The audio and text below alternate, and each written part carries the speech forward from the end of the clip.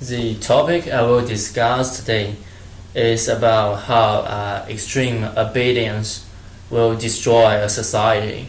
The reason I choose this topic is because one of the experiments I recently studied. It is from Philip Zimbardo's Stanford Prison Experiment. The experiment was a study of the psychological effects of becoming a prisoner and prison guard. Here is a short video that introduced the experiment. The coin, and hence this one's regardless of the prisoner. So at the beginning, there's no difference in the kinds of people who are in your two groups. When we were given our jobs as guards, we were issued a uniform, which was a plain sort of khaki or lighter colored uniform. And then we gave them the symbols of power, handcuffs, a whistle, a big billy club. And then the other thing we gave them were silver reflecting sunglasses. When you have mirror sunglasses on, then nobody can see your eyeballs. I think that anytime you put on what essentially is a mask, you mask your identity, then it allows jollies with them. Their use of power. Some of them had Want to get them within the uniform, money, as though they had to. Here is how the result became at the end of the experiment. Deny that the prisoner breakdowns were genuine. They were scary to see. They were upsetting to us. They were unexpected, but they were very clearly. Okay, so when considering a society, one of the basic from the foundation is group work, which is related to many positive aspects like effectiveness, efficiency, and complementation. In order to reach a high degree of group work, it is necessary to follow authority. That is why almost every society needs a certain degree of obedience. Many people hold the opinion that a high degree of obedience generates an orderly society. This is true that a society needs obedience, but the level should be appropriate. If a society goes astray of chasing extreme obedience, this situation will become terrible. As a result of extreme obedience, the authorities will overexpand and finally lose control. So from Philip Zimbardo's experiment, we can see the terrible results related to expanding authority and extreme obedience. The volunteers were randomly selected to be prisoners or guards. At the same time, their social rules changed.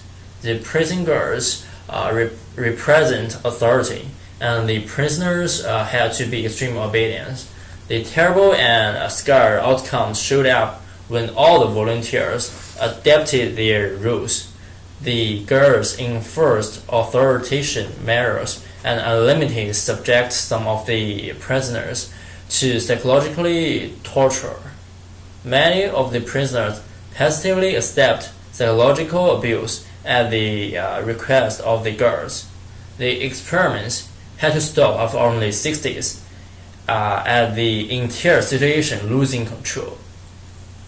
And beyond this experiment, a movie adapted from it, Death Experiments. The result of the movie is a little different from the experiments. In the movie, the prisoners were not just following the authority. The leading actor, number 77 prisoner, tried to challenge the authority and didn't accept his role. His reflection made the experiments totally different. At the first, all the volunteers were under their rules. As a result of number 77 prisoners' action, they began to fight for their rights or their own thoughts. Some of the girls started to make self-examination and kicked abuse of prisoners from other girls. But all of these actions made the confliction more intense, which brought the same result as the original study, ending of the experiment. These two different processes of the same experiment reflect two possible outcomes of the extreme obedience.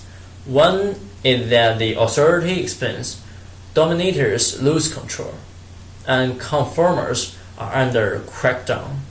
The other result is the confliction between two groups will be more and more intense, resulting in social disintegration at the end. Someone may ask the result of the study above. Because the volunteers were under specific rules that already existed. But what will happen if people are autonomous? There was a famous work, Rhythm Zero, performed by a great performance artist, Marina Abramoff. She placed 72 objects on the table and allowed audience to use them in any way they wanted. She would just sit there without any reaction. Actually, this was a dangerous performance. And here is the short video to show the performance.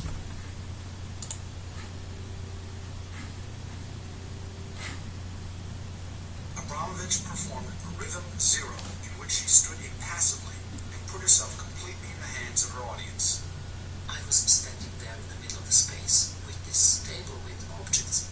I put the objects on the table very carefully chosen because the objects was for pleasure and there was also the objects for pain and objects that can bring you to death.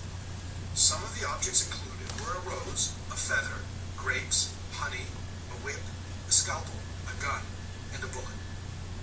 In the beginning, the public was really very much playing with me. Later on, became more and more aggressive. It was 6 hours of real horror. They would cut my clothes. Here is the end of the performance. And then put the plaster over the wound. They would carry me around half naked, put me on the table, and stuff the knife between my legs into the wood. And even somebody put a bullet in the pistol and put it in my hand and see if I'm pressing it, her hand against my hand, if I resist. But I remember after 6 hours when the galleries come and say this. So it was obvious that the audience were given authority and the actress had to be extreme